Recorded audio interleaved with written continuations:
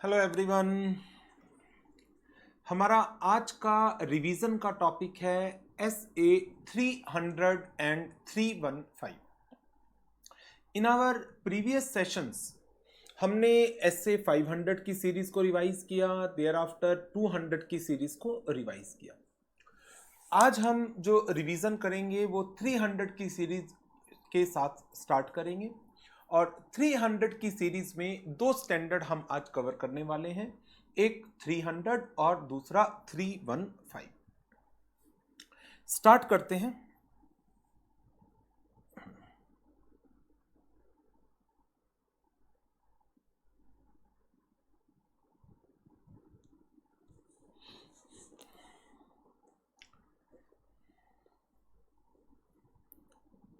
SA 300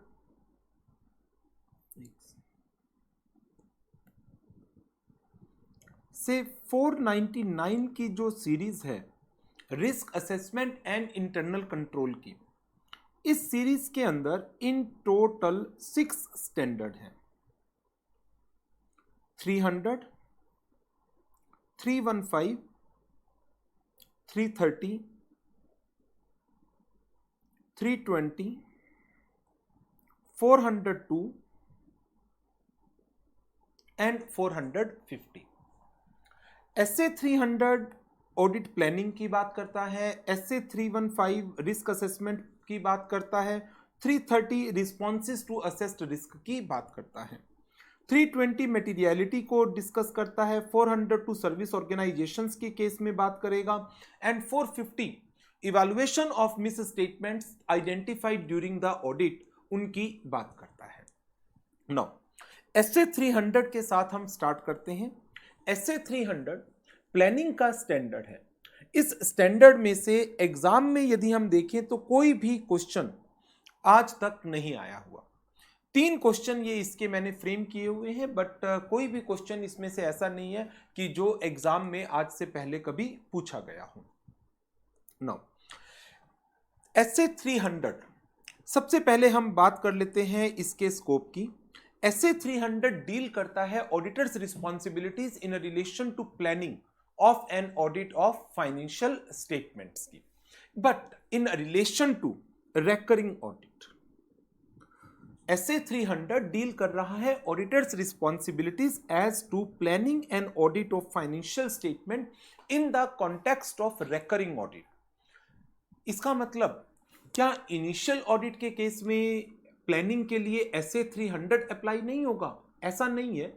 SA 300 ही initial audit को भी deal करेगा, बट इनिशियल ऑडिट के केस में प्लानिंग में कुछ एडिशनल कंसीडरेशंस की रिक्वायरमेंट आ जाती है और उसके लिए SA 300 ने स्पेसिफिक प्रोविजन अलग से दे रखे हैं।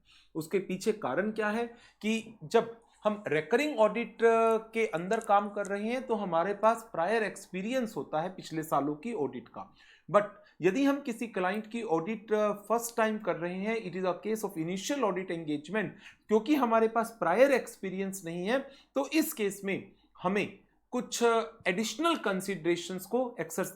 कंसिडरेशंस हमें लेने पड़ते हैं। So additional considerations are to be observed in case of initial audit engagements. जब हम इस स्टैंडर्ड के लास्ट में जाएंगे तो हमारे पास इनिशियल ऑडिट का एक टॉपिक आएगा, additional considerations in initial audit engagements. तो ये लेटर ऑन लेंगे।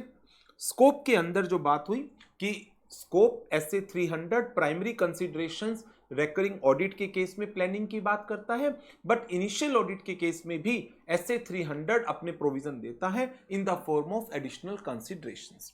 SA 300 की रिक्वायरमेंट्स क्या है? SA 300 ने 3 मेन बातें बताई हैं।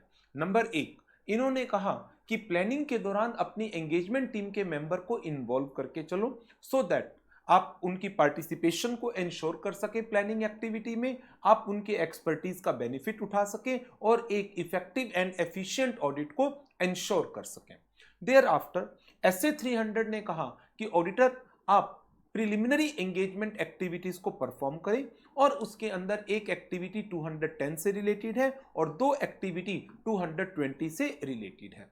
देयर आफ्टर फिर इसने प्लानिंग एक्टिविटीज की बात की। प्लानिंग एक्टिविटीज में सारी एक्टिविटीज को 2 कैटेगरीज में डिवाइड किया गया। Number 1, auditor is required to establish an audit strategy and thereafter auditor is required to develop an audit plan. So start करते हैं पहले पॉइंट के साथ। पहला पॉइंट है involvement of engagement team members. Engagement team members should be involve in planning activities. यदि हम planning activities के अंदर एंगेजमेंट टीम के मेंबर को इन्वॉल्व करके चलते हैं तो इसके क्या क्या हमें बेनिफिट होंगे। Number 1, it ensures participation of team members in planning. We get the benefit of their expertise and it also increases the efficiency and the effectiveness of audit. Thereafter, SA 300 ने कुछ प्रिलिमिनरी एंगेजमेंट एक्टिविटीज की बात की जिसमें auditor को कहा गया auditor you are required to perform the procedures with respect to client continuance. As it is a case of recurring audit client continuance word को यूज किया गया एंड लेटर ऑन जब हम इनिशियल ऑडिट कंसिडरेशंस की बात करेंगे तो initial audit considerations के अंदर वर्ड क्या यूज किया था हमने, दैट इज क्लाइंट एक्सेप्टेंस। ऐसे 220 आप पढ़ते हैं और उसके अंदर क्लियरली मेंशन है कि auditor is required to perform the client acceptance and continuance procedure. Client acceptance initial audit के केस में यूज होता है and client continuance recurring audit के केस में यूज होता है। So first one, auditor is required to perform the procedures with respect to client continuance relationship as required by SA 220. Number 2, auditor is required to establish an understanding of the terms of audit engagement with client as required under SA 210. और तीसरा, auditor is required to evaluate the compliance of ethical requirements including independence as a part of again quality control procedures as prescribed under SA 220. So preliminary engagement activities के अंदर दो main points, दो main standards की discussion है। SA 220 के 2 point है, एक compliance of ethical requirement का और दूसरा performing the procedures related to client continuance, और एक SA 210 की बात की गई है that is understanding of the terms agreeing with the client. Thereafter फिर बात आ जाती है प्लानिंग एक्टिविटीज की। All the planning activities are classified in 2 categories. पहली कैटेगरी के अंदर बात करते हैं हम to establish the audit strategy. To establish audit strategy, auditor is required to establish an audit strategy and the objective of establishment of audit strategy is to determine the scope, timing and direction of audit. 3 word ध्यान रखने हैं आपको। Audit strategy के क्या फायदे हैं? In determining scope, timing and direction of audit.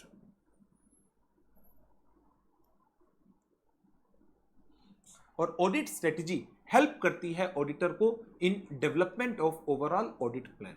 While establishing the audit strategy, auditor is required to consider certain factors like characteristics of engagement, reporting objectives क्या हैं, प्रिलिमिनरी एंगेजमेंट एक्टिविटीज का result क्या आया है, क्या एफर्ट्स मुझे put करने पड़ेंगे to direct the team members, मेरे ऑडिट प्रोसीजर्स क्या मैं प्लान कर रहा हूं, उनके नेचर, टाइमिंग, एक्सटेंट क्या है, और इस ऑडिट वर्क को परफॉर्म करने के लिए मेरे रिसोर्सेज की नेचर, टाइमिंग एंड एक्सटेंट क्या होगी।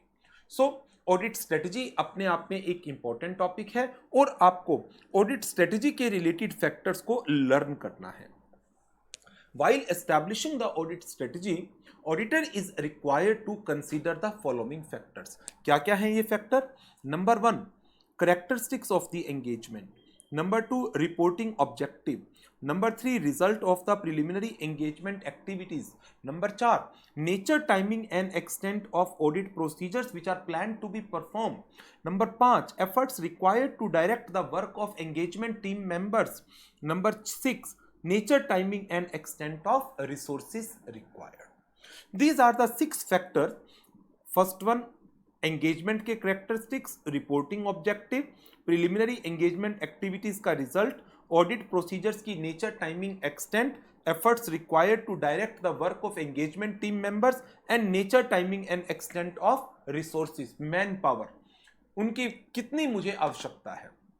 And based upon the audit strategy जो हमने एस्टैब्लिश की, auditor is required to develop the overall audit plan.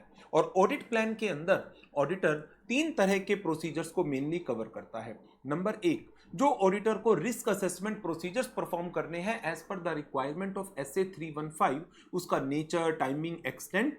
Number 2, based upon the identified risk, जो ऑडिटर के आगे के रिस्पॉन्सेस होते हैं as to be performed by the requirement of SA 330, उसका nature, timing, extent. And in addition to that, यदि किसी और स्टैंडर्ड्स में या फिर लीगल रिक्वायरमेंट्स के अंदर auditor is required to perform certain other procedures, then उनकी भी आपको डिटेल अपने ओवरऑल प्लान में कवर अप करनी होती है। तो ऑडिटर के जो प्लानिंग एक्टिविटीज है उसमें ऑडिट स्ट्रेटजी के साथ साथ दूसरा जो वर्ड आ जाता है वो ऑडिट प्लानिंग का आता है। Auditor is required to develop an overall audit plan and that overall audit plan will cover 3 point. Number 1, RAP का NTE, नंबर 2, रिस्पॉन्सेज का NTE, and number 3, other planned audit procedures. Development of audit plan. Audit plans are based on audit strategy and shall include detailed description of NTE, nature, timing, extent of RAP, risk assessment procedures. Number 2, NTE of planned responses to assessed risk as required by SA 330. And number 3, other planned audit procedures which are to be performed to ensure compliance with the standards and the legal requirements. जो भी हमने audit strategy establish की या हमने अपना audit plan develop किया, इस audit strategy को एंड इस ऑडिट प्लान को डॉक्यूमेंट करने की जरूरत है। अच्छा, इसके साथ साथ एक चीज जिसके बारे में आपको आइडिया भी होगा, क्या ये ऑडिट स्ट्रेटजी, ऑडिट प्लान एक आइसोलेटेड एक्टिविटी है या ये audit strategy, audit plan with the passage of time जैसे जैसे हम ऑडिट में आगे बढ़ते हैं, क्या इनके अंदर हमें चेंजेस की रिक्वायरमेंट आएगी? Yes, planning and audit strategy they are the continuous process. और यदि सर्कमस्टांसिस में कोई चेंज आ जाए या कोई अनएक्सपेक्टेड इवेंट हमारे सामने आ जाए या फिर कोई हम नए एडिशनल ऑडिट एविडेंस कलेक्ट करते हैं जिससे हमें ये लगता है कि हमें अपनी स्ट्रेटजी को चेंज करने की जरूरत है या हमें प्लान्स को चेंज करने की जरूरत है, तो auditor is required to make the appropriate changes in the audit strategy as well as in the audit plan. और जो ये चेंज उसने किया है, इस चेंज को भी उसे डॉक्यूमेंट करना है। इस चेंज का कारण क्या था, रीजन क्या था, उस रीजन को भी ऑडिटर को डॉक्यूमेंट करना चाहिए। तो as far as documentation is concern, जो ऑडिटर ने ओरिजिनल ऑडिट स्ट्रेटजी बनाई उसको डॉक्यूमेंट करना है, जो ऑडिटर ने ओरिजिनल प्लान बनाए उनको डॉक्यूमेंट करना है, यदि उसने ऑडिट स्ट्रेटजी में या ऑडिट प्लान में during the course of audit कोई चेंजेस किए उन चेंजेस को डॉक्यूमेंट करना है, और उन चेंजेस को क्यों किया गया, what are the reasons for making changes in audit strategy and audit plan, उन चेंजेस को भी डॉक्यूमेंट करने की रिक्वायरमेंट है। तो डॉक्यूमेंटेशन के अंदर ऑडिटर शैल डॉक्यूमेंट क्या क्या? Number 1, audit strategy, number 2, audit plan, number 3, significant changes in strategy as well as plan, and number 4, reasons for the changes. And जो document which contains details of procedures, engagement team member, strategy, plans, इस document को हम क्या नाम देते हैं? इस document को नाम दिया जाता है ऑडिट प्रोग्राम का। सो this is about the various planning activities, जिसमें ऑडिटर ने सबसे पहले क्या किया, उसने एक ऑडिट स्ट्रेटजी को एस्टैब्लिश किया, देयर आफ्टर उसने ओवरऑल ऑडिट प्लान को डेवलप किया और फिर उस स्ट्रेटजी को और प्लान को उसने डॉक्यूमेंट किया। नाउ अब बात आ जाती है कि क्या प्लानिंग एक आइसोलेटेड प्रोसेस है, डिस्क्रीट फेज है, या ये एक कॉन्टिन्यूअस एक्टिविटी है? प्लानिंग एक कॉन्टिन्यूअस एक्टिविटी मानी जाती है और ये स्टार्ट होती है जैसे ही आपका प्रायर पीरियड की ऑडिट कंप्लीट हुई, तभी से करंट पीरियड की प्लानिंग शुरू हो गई और ये कब तक चलेगी? Till the completion of current period audit engagement. और जो भी रीजन है जिसके कारण आपने प्लानिंग में कोई चेंज किया है, उन रीजंस को डॉक्यूमेंट करने की जरूरत है, और जो प्लानिंग चेंज हुई उसको भी डॉक्यूमेंट करने की जरूरत है। प्लानिंग के चेंज तीन मेन कारणों से हो सकते हैं। नंबर 1, सर्कमस्टांस में चेंज आ गया, कोई अनएक्सपेक्टेड इवेंट आ गया, या आपने कोई ऑडिट एविडेंस ऑब्टेन किया जिसके कारण आपको ये लगा कि आपको ऑडिट प्लान्स को, ऑडिट स्ट्रेटजी को चेंज करने की रिक्वायरमेंट है। So, planning, it is not a discrete phase of audit, rather it is a continuous process and it starts from end of the previous audit and continue till completion of current period engagement. Auditor shall update and change the overall audit strategy and audit plan when considered necessary during the course of audit. Changes made in strategy and plans should be documented along with the reasons for the changes. Changes may be required due to three main points. Number 1, unexpected event. Number 2, change in circumstances. And number 3, number 3 is the audit evidences obtained during the course of audit. Now, the next and the last point of SA 300, that is in relation to additional consideration in case of initial audit engagement. In case of initial audit engagement, because auditor का कोई भी prior experience नहीं था इस client के साथ previous years में, so auditor is required to do some additional considerations, and these additional considerations will cover: number 1, he is required to perform the procedures with respect to client acceptance, not continuance, client acceptance as required by SA 220. Simultaneously, because it is a case of initial audit engagement, auditor is required to examine the opening balances as required by SA 510. Perform the procedures with respect to SA 510. Perform the procedure with respect to opening balances as required by SA 510. In addition to these 2 points, auditor is required to make arrangement with the predecessor auditor for the review of their working paper if no restriction or prohibition is imposed by any law or regulation. Unless prohibited by law or regulation, arrangements to be made with the predecessor auditor to review his working paper. And the 4th point is other significant issues to be discussed with the management. So, as far as SA 300 is concerned, SA 300 initially recurring audit के case में audit planning activities की बात करता है. However, in case of initial audit engagement, कुछ additional considerations हैं जो auditor को exercise करनी चाहिए, और उन additional consideration में 4 main बातें हैं. Number 1, auditor को procedures perform करना है with respect to the client acceptance as required by SA 220. Number 2, auditor को procedures perform करने हैं as to examination of opening balances as required by SA 510. Number 3, auditor is required to make arrangement with the predecessor auditor for review of their working paper if not prohibited by law or regulations. And number 4, and the last point, other significant matter or issues that are to be discussed with the management. So this is all about SA 300. Now, SA 300 में अब हमने planning कर ली, और इस plan के अंदर हमने RAP को डिजाइन कर लिया, और प्लान में हमने साइमल्टेनियसली अपने फर्दर रिस्पॉन्सेस को भी डिजाइन किया है.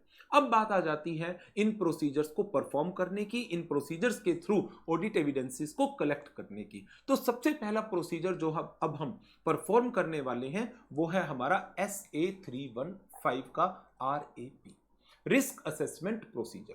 रिस्क असेसमेंट प्रोसीजर के थ्रू हम करते क्या है, हम क्लाइंट के बारे में, उसकी एंटिटी, उसके एनवायरनमेंट, इंटरनल कंट्रोल के बारे में एक अंडरस्टैंडिंग लेते हैं, और उस अंडरस्टैंडिंग को हम ले रहे हैं किस लिए, टू आइडेंटिफाई क्या कोई रिस्क एग्जिस्ट करता है, और यदि कोई रिस्क एग्जिस्ट करता है तो वो रिस्क कितना है, और उस रिस्क को असेस किया जाता है at financial statement level as well as at the assertion level. तो SA 315 इस RAP के कंप्लीट प्रोसीजर को बताता है. स्टार्ट करते हैं SA 315 को. The name of the SA 315 is identifying and assessing risk of material misstatement through understanding the entity and its environment. First one, RAP, RAP होता क्या? ये पूरा का पूरा स्टैंडर्ड दो पार्ट में डिवाइड है। एक पार्ट इसका आरएपी का है और दूसरा पार्ट इसका इंटरनल कंट्रोल का है। आरएपी के अंदर हम सबसे पहले बात करते हैं आरएपी का मीनिंग क्या है। आरएपी को हम डिफाइन कर सकते हैं as the procedures perform to obtain understanding of the entity, its environment and internal control. किस ऑब्जेक्टिव के साथ? So as to identify means whether a risk exist and to assess, that means to determine यदि risk है तो कितना है, how much is the risk. Procedures perform to obtain understanding of the entity, environment and internal control so as to identify and assess risk of material misstatement at financial statement and assertion level. At financial statement and the assertion level, दो level है। Financial statement level वो है कि जहां पर जो miss statement है वो फाइनेंशियल स्टेटमेंट को परवेसिवली अफेक्ट करती है due to many assertions involved in it. However assertion levels पर या तो कोई ट्रांजैक्शन अफेक्ट हो रही है, या कोई अकाउंट बैलेंस अफेक्ट हो रहा है, या कोई भी डिस्क्लोजर्स अफेक्ट हो रहा है, तो एज ए ऑडिटर मुझे अंडरस्टैंडिंग लेनी है एंटिटी की, एनवायरनमेंट की, इंटरनल कंट्रोल की, और उसके पीछे मेरा ऑब्जेक्टिव क्या है, मुझे आइडेंटिफाई करना है क्या risk of material miss statement exist करता है, और यदि रिस्क एग्जिस्ट करता है तो वो कितना है, और मुझे उस रिस्क की जो असेसमेंट करनी है कि रिस्क कितना है, मींस क्या उसका परवेसिव इफेक्ट है, क्या वो financial statement as a whole को अफेक्ट कर रहा है, या फिर उसका इफेक्ट किसी पर्टिकुलर ट्रांजैक्शन के लिए, या किसी पर्टिकुलर अकाउंट बैलेंस के लिए, या किसी पर्टिकुलर डिस्क्लोजर के लिए है सिर्फ। सो मेरी असेसमेंट दो लेवल के ऊपर चलने वाली है, एक फाइनेंशियल स्टेटमेंट लेवल और दूसरा असर्शन लेवल। अब मुझे जो ये अंडरस्टैंडिंग लेनी है, इस अंडरस्टैंडिंग के लिए मैं किन किन टेक्निक्स का यूज कर सकता हूं, इसके लिए स्टैंडर्ड ने कहा आप management and other person with in the entity उनसे इंक्वायरी कर सकते हैं, आप इंस्पेक्शन कर सकते हैं, आप ऑब्जर्व कर सकते हैं ऑर्गेनाइजेशन के बिजनेस ऑपरेशंस को, and at the same time you may also perform the analytical procedure so as to obtain understanding about the entity, its environment and the internal control. Now यहां पर मैंने एक छोटा सा एग्जांपल दिया है इन पॉइंट्स को समझने के लिए कि क्या रिस्क है या नहीं, मींस टू आइडेंटिफाई क्या रिस्क एग्जिस्ट करता है। नंबर 2, यदि रिस्क आइडेंटिफाई कर लिया तो आपको उसकी असेसमेंट करनी है कि रिस्क ज्यादा है कम है, how much risk is, then वो रिस्क फाइनेंशियल स्टेटमेंट लेवल पर है या वो रिस्क असर्शन लेवल के ऊपर है। Now example number 1, it says that there arise changes in significant accounting policies.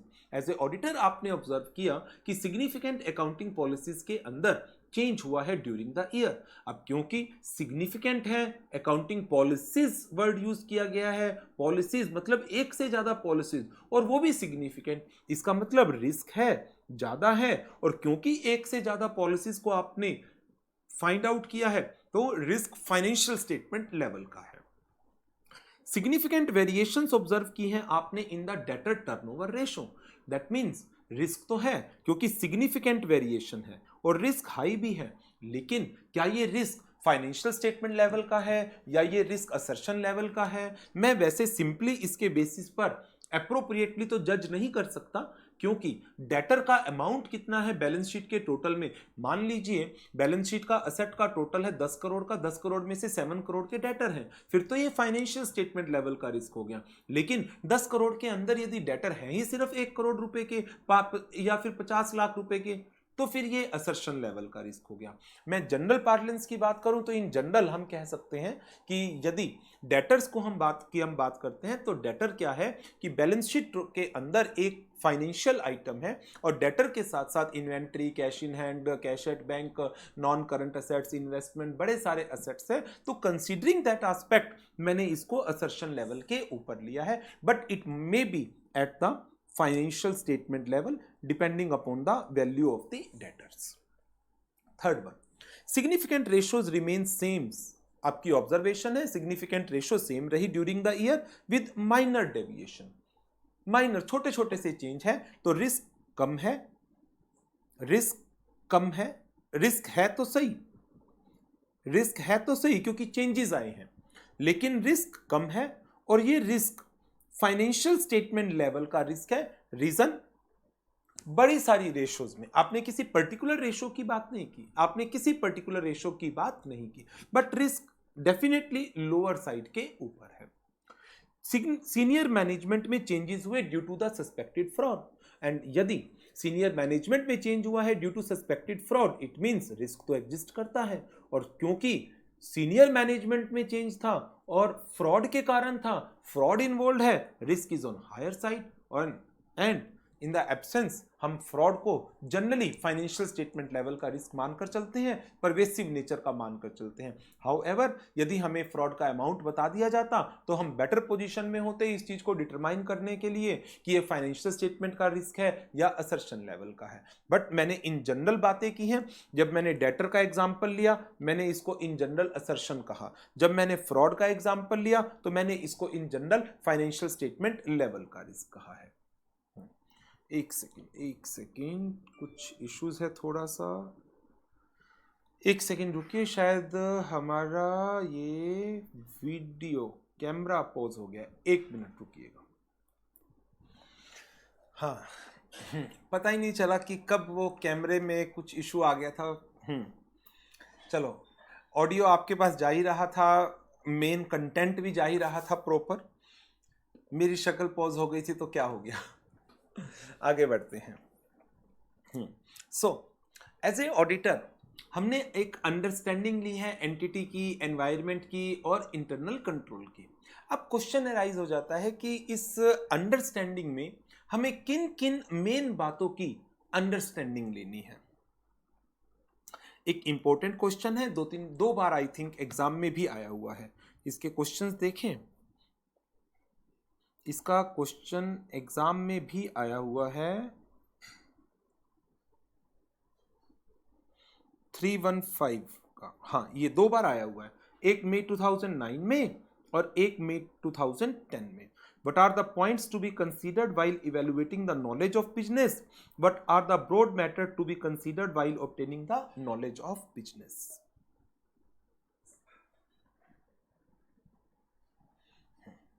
तो ऑडिटर को किन किन चीजों की अंडरस्टैंडिंग लेनी है। Number 1, auditor shall obtain understanding of relevant industry, regulatory and other external factors including financial reporting framework, nature of entity including its operations, ownership, governance structure, types of investment, the way entity is structured and how it is financed, and how the accounting policies are selected and whether the accounting policies are consistently applied, and if there occur any change in the accounting policies, what are the reasons for the changes. Besides this, entities के objectives, strategies and the business risk that may result in increased risk of material misstatement, measurement and review of financial performance, internal controls relevant to audit. These are the 6 points which you need to learn. First one, relevant industry, regulatory and other external factor including FRF. Number 2, nature of entity including its operation, ownership, governance structure, type of investment. Number 3, accounting policies, selection, application, reasons for changes. Number 4, objectives, strategies and business risk of the entities. Number 5, measurement and review of financial performance. And the last one is internal controls. Now, फिर बात आ जाती है कि auditor को risk measure करना है। अब इनिशियली मैं आपको पहले ही जब डेफिनेशन कराई तो उसी टाइम भी बताया था कि ऑडिटर को जो रिस्क मेजर करना है वो 2 लेवल पर करना है, एक फाइनेंशियल स्टेटमेंट लेवल और एक असर्शन लेवल। लेकिन ये रिस्क है किस चीज का? ये रिस्क है मटेरियल मिस स्टेटमेंट का।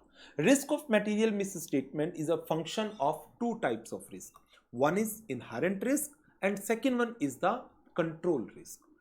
इनहेरेंट रिस्क क्या है कि यदि मान लिया जाए जो रिलेटेड इंटरनल कंट्रोल ऑर्गेनाइजेशन में होने चाहिए थे for the purpose of prevention, detection, correction of material miss statement, वो नेसेसरी कंट्रोल एग्जिस्ट ही नहीं करते। सो यदि मान लिया जाए कि जो रिलेटेड इंटरनल कंट्रोल होने चाहिए थे वो एग्जिस्ट नहीं करते हैं, तो अकाउंट बैलेंस में, ट्रांजैक्शंस में, डिस्क्लोजर्स में मिस स्टेटमेंट के क्या चांसेस हैं, that is known as the inherent risk. और दूसरा है कंट्रोल रिस्क। यदि मान लिया जाए कि आपकी ऑर्गेनाइजेशन में इंटरनल कंट्रोल है, ठीक है, लेकिन इंटरनल कंट्रोल फेल हो जाते हैं इन prevention, detection and correction of material miss statement, तो उसके कारण अकाउंट बैलेंस में, ट्रांजैक्शन में, डिस्क्लोजर में जो मिस स्टेटमेंट हो सकती हैं उसको हम कंट्रोल रिस्क का नाम देते हैं। So risk of material miss statement क्या है? Risk that auditor may express an inappropriate opinion when financial statements are materially misstated, and risk of material misstatement is a function of two component. One is inherent risk, second one is the control risk. Inherent risk क्या है? Susceptibility of an account balance, transaction or disclosure to material misstatement, presuming that related internal control do not exist. Whereas control risk क्या है? Risk that internal control fails to prevent, detect and correct the material misstatement on a timely basis. इस case में हम कह रहे हैं कि risk do not exist, इस केस में हम कह रहे हैं internal control do not exist, but इस केस में हम सेकंड केस में हम कह रहे हैं इंटरनल कंट्रोल है तो सही लेकिन वो फेल हो रहा है। सो यदि ये case non existent internal control का है then it is inherent risk. यदि ये inefficient, ineffective, deficient internal control का है then it is control risk. आगे बढ़ते हैं। रिस्क की असेसमेंट जो मैंने डेफिनेशन में ही कराई कि हम रिस्क को दो लेवल पर असेस करके चलते हैं, एक होता है फाइनेंशियल स्टेटमेंट लेवल और दूसरा होता है assertion level. Auditor is required to assess the risk of material misstatements at two level. First one, financial statement level, risk that relate pervasively to the financial statement and may affect many assertions, जो pervasive effect रखता है और एक से ज्यादा assertions को affect कर सकता है, वो हम कहेंगे रिस्क एग्जिस्ट करता है at the financial statement level. Number 2, assertion level, risk that relates to individual transactions, account balance and disclosures। Various assertions जो आपको ट्रांजैक्शंस के रेफरेंस में, अकाउंट बैलेंस के रेफरेंस में, डिस्क्लोजर के रेफरेंस में इवैल्यूएट करनी है, उनके एग्जांपल्स यहां पर गिवन है। In relation to individual transaction you need to evaluate कि जिस ट्रांजैक्शन को बुक्स में रिकॉर्ड किया गया है क्या वो एक्चुअल में अक्कर्ड भी हुई थी, अक्रेंस। जो ट्रांजैक्शंस अक्कर्ड हुई हैं उनको रिकॉर्ड भी किया गया है ना, मीन्स रिकॉर्डिंग कंप्लीट है। जो ट्रांजैक्शन हुई है, अक्कर्ड हुई है, बुक्स में रिकॉर्ड भी की गई है, रिकॉर्ड एक्यूरेट अमाउंट से हुई है या नहीं हुई। जिस अकाउंटिंग पीरियड में रिकॉर्ड होनी चाहिए थी उसी अकाउंटिंग पीरियड में रिकॉर्ड हुई है ना, cut off to classify the transaction of 1 year from the another year. Classification, appropriate classification into revenue and capital। account balance जो बैलेंस शीट आइटम्स हैं, assets and liabilities, whether the assets and liabilities that are shown in the balance sheet actually exist or not। rights are shown as the assets and obligations are shown as the classified as the liabilities। assets and liabilities are completely recorded, कोई omission नहीं है। assets and liabilities are properly valued and disclosed। In relation to disclosures, disclosures उन्हीं transactions का हुआ है जो actual में transaction हुई थी। डिस्क्लोजर्स कंप्लीट दिए गए हैं, अप्रोप्रिएट क्लासिफिकेशंस की गई हैं, एक्यूरेट एंड वैल्यूएशन अप्रोप्रिएट है जिन आइटम्स के डिस्क्लोजर्स दिए गए हैं। सो बीइंग ए ऑडिटर मुझे इंडिविजुअल ट्रांजैक्शंस के, अकाउंट बैलेंसेस के एज वेल एज डिस्क्लोजर्स के क्या क्या असर्शंस चेक करनी है वो सब यहां पर बताई गई है। देयर आफ्टर फिर बात आ जाती है रिस्क असेसमेंट प्रोसेस की। जो मैंने आपको ये डेफिनेशन समझाई है ना, इस डेफिनेशन के अंदर बार बार मैंने इन्हीं स्टेप्स को यूज किया है। सबसे पहला स्टेप क्या है? ऑडिटर आप एक अंडरस्टैंडिंग ले लें एंटिटी, एनवायरनमेंट और इंटरनल कंट्रोल की। इस अंडरस्टैंडिंग से आपको आइडिया लग जाएगा क्या रिस्क एग्जिस्ट करता है।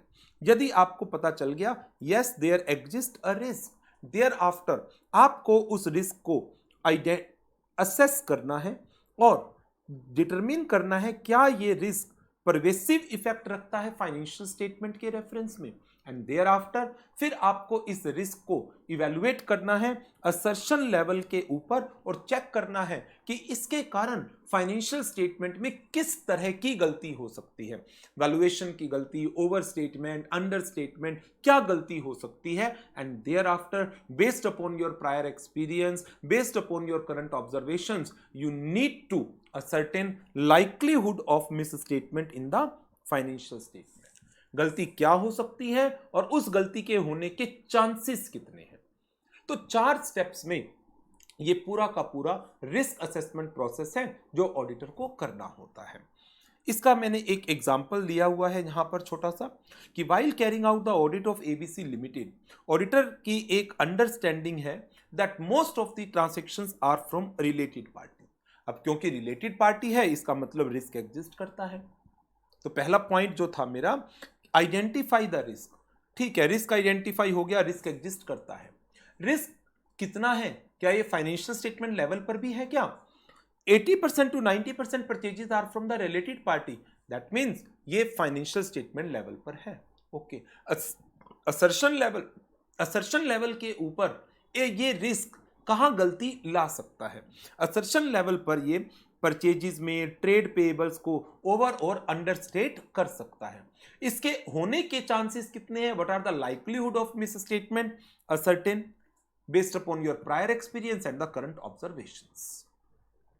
नाउ इसके बाद ये भी एक बड़ा इंपॉर्टेंट टॉपिक है, कौन से ऐसे रिस्क हैं जहां पर आपको स्पेशल कंसीडरेशंस देने की जरूरत है। 5 तरह की ट्रांजैक्शंस है। नंबर 1 फ्रॉड का risk, significant economic, accounting and other developments के कारण कोई रिस्क अराइज हुआ, ट्रांजैक्शन की कॉम्प्लेक्सिटी के कारण रिस्क अराइज हुआ, रिलेटेड पार्टी ट्रांजैक्शंस है या सिग्निफिकेंट अनयूजुअल ट्रांजैक्शंस है। ऐसी 5 ट्रांजैक्शंस ये number 1 fraud, number 2 significant economic, accounting and other development, number 3 complex transaction, number 4 related party transaction, number 5 significant unusual transaction, means the transactions that occur outside the ordinary course of business. इनके ऊपर risk comparatively ज्यादा है, तो इन पर आपको special considerations देने की जरूरत है। नाउ फिर इसके बाद बात आ जाती है कि यदि आपका क्लाइंट एक आईटी एनवायरनमेंट के अंदर काम करता है, कंप्यूटराइज्ड एनवायरनमेंट में काम करता है, तो वहां पर आपको रिस्क की असेसमेंट के लिए किन किन चीजों की अंडरस्टैंडिंग लेनी होगी और कौन सी ऐसे मेन पॉइंट्स हैं जिनके कारण इंटरनल कंट्रोल का खतरा, इंटरनल कंट्रोल में डेफिशिएंसीज का खतरा बढ़ जाता है। नंबर 1 पर तो इसमें पॉइंट आ जाता है जिन चीजों की आपको अंडरस्टैंडिंग लेने की आवश्यकता है।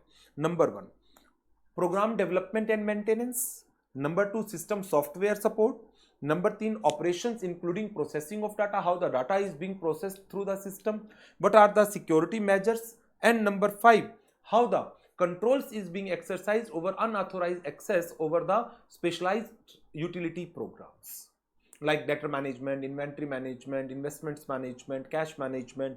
जो छोटे छोटे से यूटिलिटी प्रोग्राम्स होते हैं उनके असेस के ऊपर आप किस तरीके से कंट्रोल्स एक्सरसाइज करते हैं।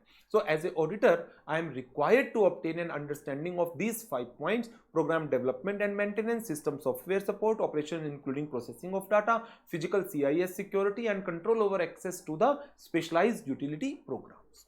Now besides this is a very important topic which provides that the various risk of internal control that imposed due to IT environment। The various points covered in this topic are: number 1 as a auditor या as a management की बात करते हैं, management internal control management का area है।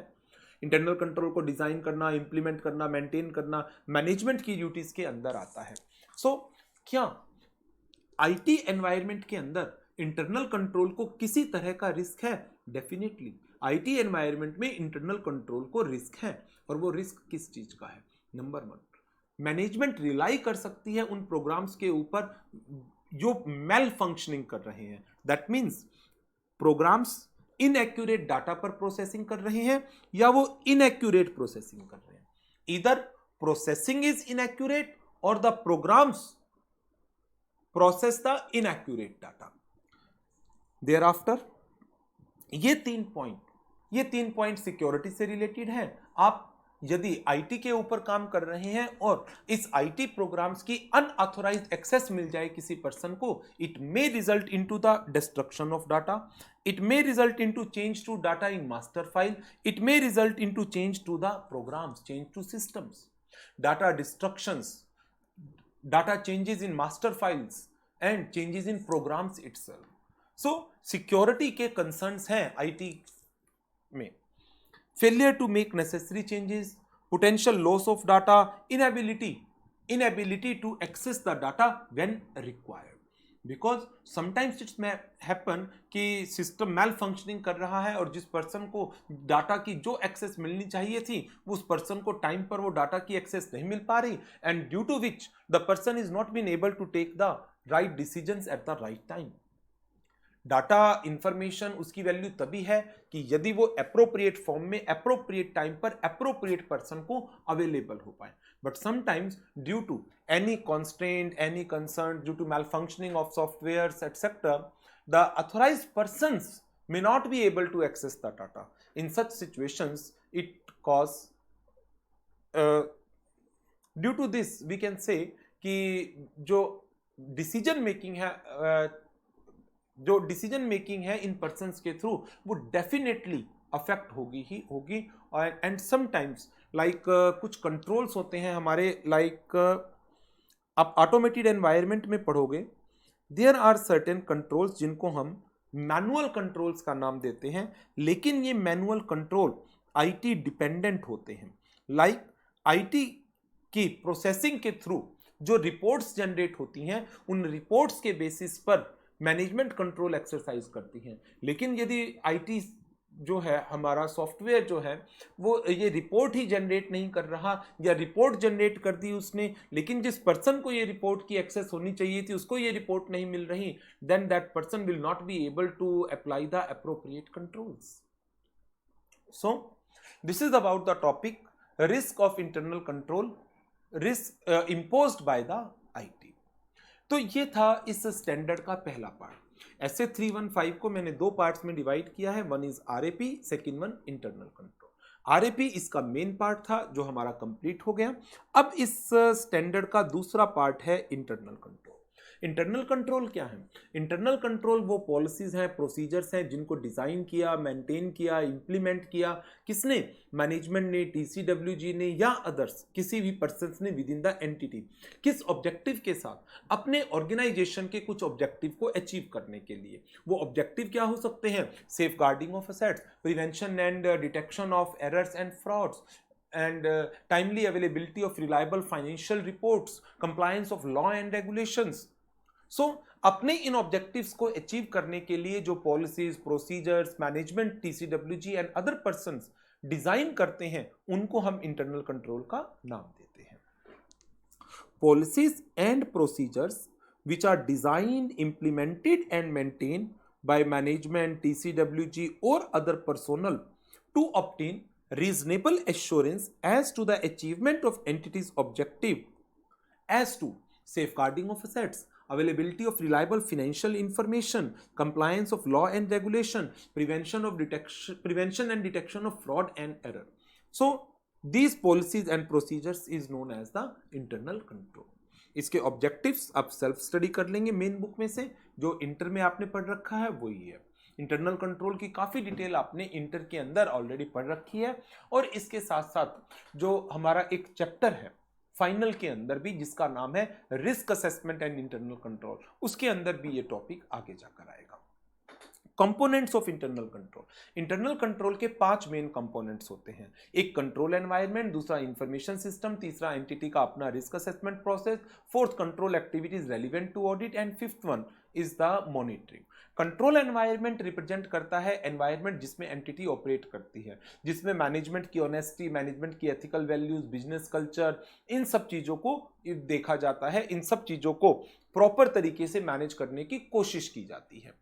Number 2 पर information system, the system जिनके through data की प्रोसेसिंग होती है और ट्रांजैक्शंस को रिकॉर्ड किया जाता है, प्रोसेस किया जाता है, ट्रांजैक्शंस को स्टोर किया जाता है, ट्रांजैक्शन की एक्सेस एप्रोप्रिएट पर्सन्स को दी जाती है। तो इंफॉर्मेशन सिस्टम का एप्रोप्रिएट होना बड़ा जरूरी है। नंबर 3, एंटिटी का अपना risk assessment process, the manner in which the auditor assesses his own risk while carrying out the audit, in the same manner एक बिजनेस उसके अपने रिस्क है, मार्केट रिस्क है, इकोनॉमिक रिस्क है, बिजनेस का risk है, फाइनेंशियल रिपोर्टिंग का risk है, लिक्विडिटी का रिस्क है। तो बिजनेस को अपने रिस्क को भी असेस करना बड़ा जरूरी है, ताकि जब बिजनेस अपने रिस्क को असेस करेगा और डिटरमाइन करेगा कहां कहां पर हमें चैलेंजेस हैं, तभी तो एप्रोप्रिएट कंट्रोल मेजर्स मैनेजमेंट ले पाएगी। Number 4, control activities relevant to audit, इसके अंदर हम इंटरनल चेक, इंटरनल ऑडिट की बातें कर लेते हैं कि मैनेजमेंट ने क्या क्या कंट्रोल एक्टिविटीज एक्सरसाइज की हैं सो एज टू एंश्योर कि जो डाटा प्रोड्यूस किया जाए बाय द इंफॉर्मेशन सिस्टम वो रिलायबल हो। For that purpose either internal audit or internal check processes may be applied. And fifth and the last one is the monitoring. The term monitoring implies that the policies which are being designed by the management needs to be reviewed time to time so as to ascertain whether there is any requirement for the improvement of these policies. So these are the 5 main components of the internal control. Designing, implementation and maintaining of internal control किसकी जिम्मेदारी है? It is the prime responsibility of management and TCWG. Auditor क्या करता है? Auditor in internal control को evaluate करता है, किस पर्पस के लिए? To determine nature, timing and extent of substantive procedures. And while evaluating the internal control, यदि ऑडिटर आइडेंटिफाई करता है कि deficiencies को in the internal control, then these deficiencies needs to be communicated to management and TCWG as per the requirement of SA 260 and 265. And for this purpose, auditor may issue letter of weakness. Letter of weakness. So this is about the SA 315. अब इसके questions हैं, उन questions को आप एक बार देख लीजिएगा। Exam में क्या क्या आए हुए हैं? 2 बार तो ये आया हुआ है question, risk to internal control imposed by IT। एक बार आया हुआ है risk assessment process, CIS environment में risk identifications. Direct theoretical questions आते हैं, कोई ऐसा क्वेश्चन नहीं है इनमें कि जहां पर आपको कोई एनालिसिस करनी हो और उसके अकॉर्डिंग आपको कोई कंक्लूजन देना, कोई केस स्टडी नहीं है, ना ऐसे 300 ना ऐसे 315, डायरेक्ट थ्योरेटिकल क्वेश्चंस बनते हैं। सो this is all for this session, और नेक्स्ट सेशन में आगे बढ़ेंगे 330 एंड जो भी उसके बाद फिर शेड्यूल में स्टैंडर्ड्स होंगे उनको कवर अप करेंगे। 300 के 2 स्टैंडर्ड हमारे कवर हो गए। रिवाइज करना है आपने भी, अब जो मैंने आपको रिवीजन कराई है इसको अब आपको खुद अपने आप एक बार रिवाइज करना है, एंड जो इसके क्वेश्चन हैं उनको साइमल्टेनियसली साथ साथ अब आपने लर्न करना है। ठीक है, तो इस सेशन को करते हैं यहीं पर ओवर। Good bye.